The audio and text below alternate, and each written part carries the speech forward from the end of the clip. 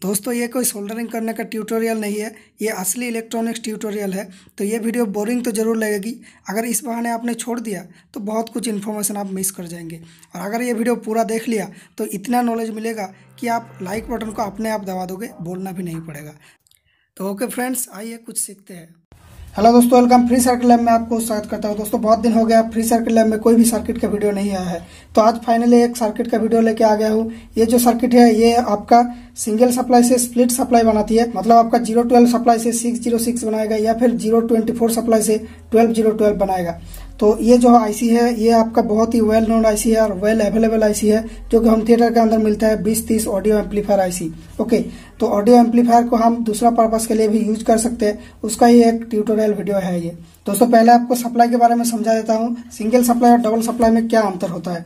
दोस्तों single supply जो है इसमें दो ही तार होता है, इसमें से एक है नेगेटिव लेवल और दूसरा है पॉजिटिव लेवल। ओके, अब दोस्तों अगर हम स्प्लिट सप्लाई में देखें यानी डुअल सप्लाई में, तो आपको डबल स्टेज के आउटपुट मिलता है। इसमें 3 तार होता है, एक है आपका माइनस आउटपुट, दूसरा है मिडिल की आउटपुट और तीसरा है आपका हाई लेवल के आउटपुट। ओके, तो लो लेवल को आप ऐसे भी बोल सकते हैं कि 0, 6, 12, या फिर आप ऐसे भी बोल सकते हैं 0 + 6 - 6। ओके, दोनों ही बोल सकते हैं इसको। ओके, तो ये वाला सप्लाई जरूरत कहाँ पे पड़ती है, जैसे कि कोई भी ऑडियो एम्पलीफायर में जहाँ पे 12012 पे ट्रांसफार्मर लगती है, तो वो सब एम्पलीफायर को हम सिंगल सप्लाई से नहीं चला सकते हैं। तो लेकिन इस सर्किट को बनाने के बाद हम सिंगल सप्लाई के वो सब एम्पलीफायर को चला पाएंगे, या फिर कोई ऑप एम्प का सर्किट जो है वो सब हम बना पाएंगे। ओके, ऑप एम्प का मतलब होता है ऑपरेशनल एम्पलीफायर। वो अगर आप इलेक्ट्रॉनिक्स को लेकर पढ़ते हैं तो आपको जरूर उसको अच्छी तरह से पहचानते होंगे ऑप एम्प को। ओके, अगर आप इलेक्ट्रॉनिक्स स्टूडेंट नहीं है, एक हॉबीइस्ट है, फिर भी आप इस आईसी को पहचानते होंगे।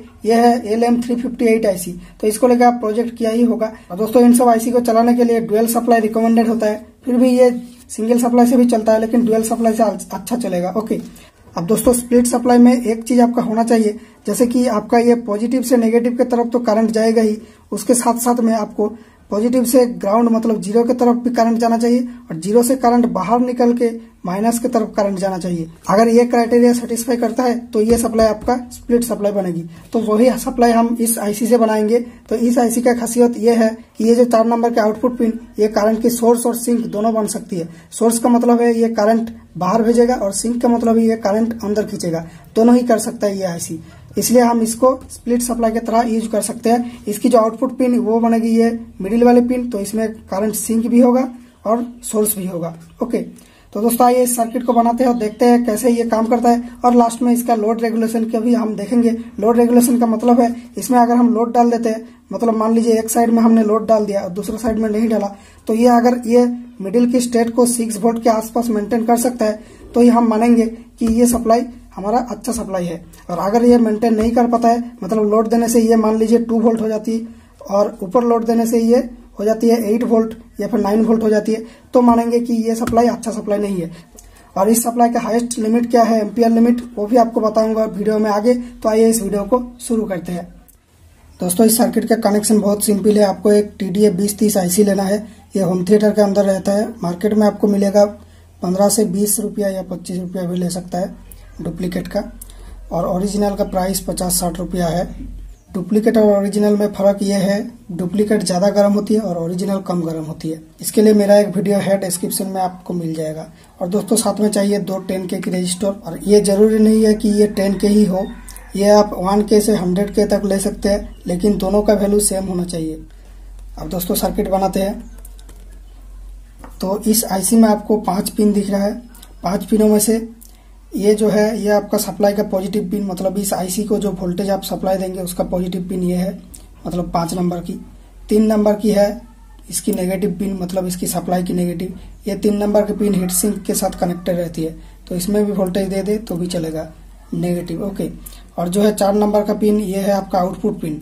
यहाँ से हमारा 0 निकलेगा, मतलब 606 जो होगा, ये पॉजिटिव 6 ये नेगेटिव 6 बनेगी, और इस 4 नंबर के पिन से हमारा 0 निकलेगा।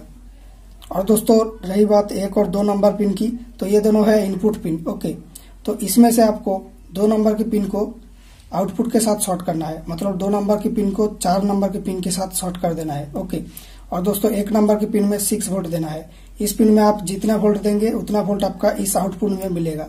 तो हमें आउटपुट में 6 वोल्ट चाहिए, मतलब इस माइनस के रेस्पेक्ट में 6 रहेगा ये, तो इसलिए हमें इसमें 6 देना पड़ेगा। तो वो देने के लिए हम इन दोनों रजिस्टर का यूज करेंगे। ओके, तो इन दोनों रजिस्टर को बेसिकली प्लस से इस पिन को एक बार जोड़ूंगा एक रजिस्टर से, और माइनस से इस पिन को एक रजिस्टर से जोड़ दूंगा। तो पिन 5 से पिन 1 एक रजिस्टर, पिन 3 से पिन 1 दूसरा रजिस्टर। तो ओके दोस्तों, इस रजिस्टर से पिन 3 से पिन 1 को जोड़ रहा हूं। तो ओके, मेरा कनेक्शन इस तरह से होगा। ये रहा पिन 5 और इस तरफ है पिन 1। ओके ओके, दोनों रजिस्टर जोड़ दिया। अब पिन 2 से पिन 4 को शॉर्ट करना होगा। तो ओके दोस्तों, इस वाले तार से मैं इसको जोड़ रहा हूं। ओके दोस्तों, मेरा कनेक्शन कंप्लीट हो चुका है। अब हम आउटपुट के साथ एक तार लगा देंगे आउटपुट लेने के लिए। अब हम पॉजिटिव सप्लाई देने के लिए एक तार लगा देंगे पॉजिटिव के लिए। ओके, और नेगेटिव की सप्लाई लेने के लिए एक नेगेटिव के साथ तार जोड़ दूंगा। ओके, तो ये हीट सिंक के साथ भी कनेक्टेड है, तो हीट सिंक में भी हम इनपुट आउटपुट ले सकते हैं हीट सिंक से भी। डन दोस्तों, ये मेरा सर्किट कंप्लीट हो चुका है। ओके,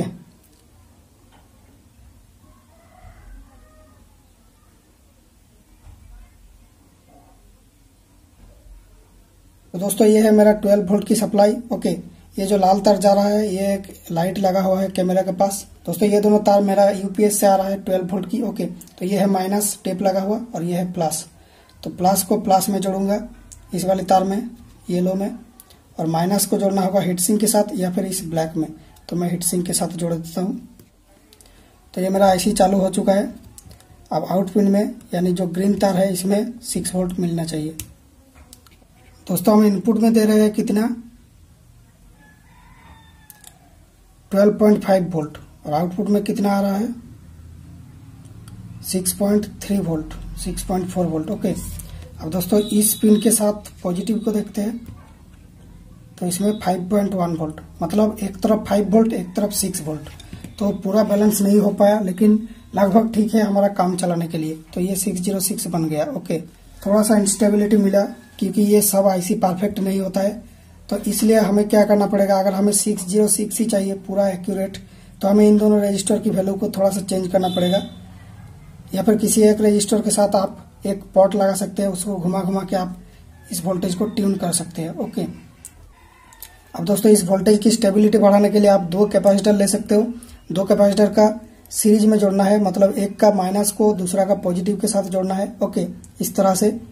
अब इन जो बीच वाला पॉइंट ये लगेगा आपका आउटपुट में, मतलब आपका पिन 4 में, और दोस्तों ये जो दोनों पॉइंट ये आपका सप्लाई की वोल्टेज की प्लस माइनस में लग जाएगा। ये जो प्लस तार ये प्लस में लगेगा, ये जो माइनस माइनस में लगेगा। इससे होगा ये कि ये आपका आउटपुट फ्लैक्चुएट नहीं करेगा, मतलब अगर ये आप नहीं लगाते हो तो आउटपुट का वोल्टेज हो सकता है कभी फ्लैक्चुएट हो, मतलब कम ज्यादा हो, लेकिन कैपेसिटर लगा देने से वो स्मूथ हो जाएगा, आउटपुट में आपको स्मूथ वोल्टेज मिल जाएगा। ओके, अब दोस्तों इसका लोड टेस्ट करेंगे, लोड देने से ये वोल्टेज चेंज होता है या नहीं। ओके, तो ये रहा मेरा आउटपुट। इसमें एक तार जुड़ा हुआ है मल्टीमीटर का और एक तार हीट सिंक में, मतलब माइनस में जुड़ा हुआ है। तो ये 7.2 वोल्ट दे रहा है। अब दोस्तों एक 22 ओम की रजिस्टर में लगा रहा हूँ लोड देने के लिए। तो लोड के लिए माइनस और आउटपुट के साथ लगा देता हूँ। तो देखिए ये वोल्टेज सेम ही रहता है। ओके, लेकिन ज़्यादा करंट खींचने लगता है, इसलिए मेरा लाइट थोड़ा सा डाउन हो जा रहा है, क्योंकि ये जो तार है, ये तार जहाँ से आ रहा है वहाँ पे थोड़ा सा रेजिस्टेंस बन रहा है, इसलिए ये वोल्टेज को थोड़ा डाउन कर दे रहा है। लेकिन इसका जो है आउटपुट सेम ही कर दे रहा है। देखिए एक बार के लिए ये आउटपुट कम हो जा रहा है, फिर से ये सेम कर देता है। ओके, अब दोस्तों इसके साथ देखते हैं पॉजिटिव के साथ।